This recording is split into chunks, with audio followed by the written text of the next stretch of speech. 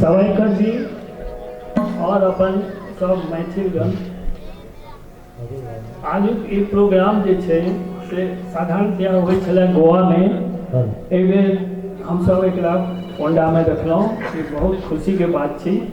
आ ई आगू प्रोग्राम छै जे एकरा हम सब मुख्य शहर में करी, बाद में मफसा में करी, मडगांव में करी, सब ठाम जे सब गोवा में सब जगह में प्रोग्राम हम सब बाई लोकेशन करब। ई बहुत नीक पहल छै। आ एहिठाम से खास कऽ के देखियो एहि शहर के जे है तिनका लेल बहुत सुविधा रहत, बाहरों वाला के लेल जे छै से सो ठीके रहत। दोसर बात जे हम कह चाहब जे इन्हें देख रहल छियै लोग सब हमर कार्यकारिणी के सदस्य पर छथि बहुत एक्टिव, लेकिन आनो सदस्य सबके बहुत सक्रिय योगदान रहलन है। और एहि सब कार्यक्रम जे छै से हर एक साल नीक से नीक भऽ रहल अछि। ई बहुत नीक बात छै।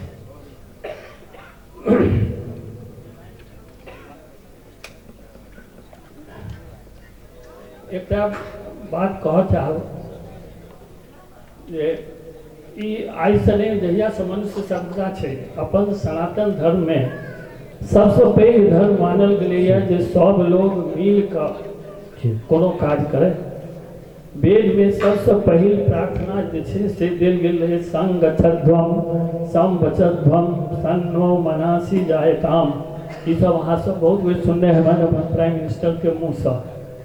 एकर मतलब छै जे हम सब गोटे मिल कऽ आगू बढ़ी, सब गोटे एक तरहक बात बदी और हमर सबक जे मनक जे विचार जे हुए सेहो एक तरहक हुए।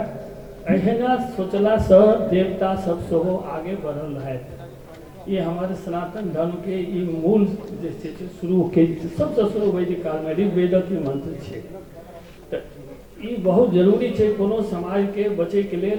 एखन हरेक दिन नया नया सुनैत हेबै, न्यूज सब अबै छै, विभिन्न तरहक अबै छै, ओहि सब पर नहीं जायब हम। लेकिन as a Elder man of the society हमर ई रहत आग्रह रहत जे सब गोटे एहि चीज पर ध्यान दिए। एकटा छै एकता, आ दोसर छै जे अपन संस्कृति के कोनो हालत में नहीं बिसरी।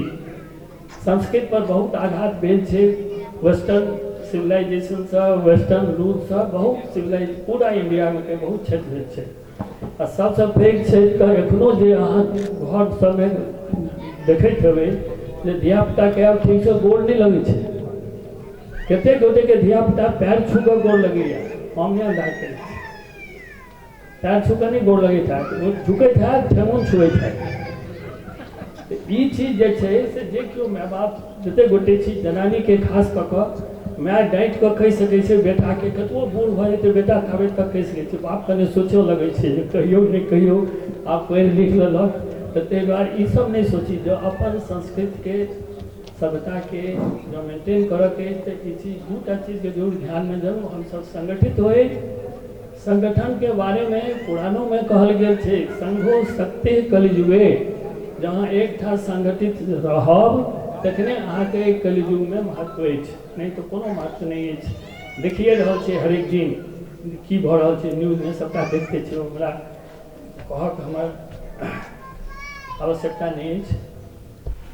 बहुत अपन सदस्य के नहीं बुझल हेतनि ई ट्रेन जे छै अपन सबक पटना वास्को एकरा लेल हम सब एकटा प्रयास केलहुँ हैं जे बिहार के गवर्नर श्री आर लेकर जी के हम सब मेमोरेंडमो देल रही है। बहुत गोटे के बुझल है, बहुत गोटे के नहीं बुझल है। कोई ट्रेन के हम सब कहलियन है जानकी परशुराम एक्सप्रेस या परशुराम जानकी एक्सप्रेस कऽ के ओकरा रीनेम निकाल जाए, जेकि हमर गोवा और मिथिला के जे छै से संबंध के देखायत, प्राचीन संबंध के। और आर्लेकर जी सेहो ओहि पर अपन सहमति देने रहथि, ओकर प्रयास कऽ रहल छथि। आ हम एहिठाम जे छै से सवेकर साहब से सेहो अनुरोध करबनि जे हमरो दिस से कने प्रयास हेतै तऽ कने ओकर रीनेम भऽ जेतै, एकटा बड्ड यूनिक करबै।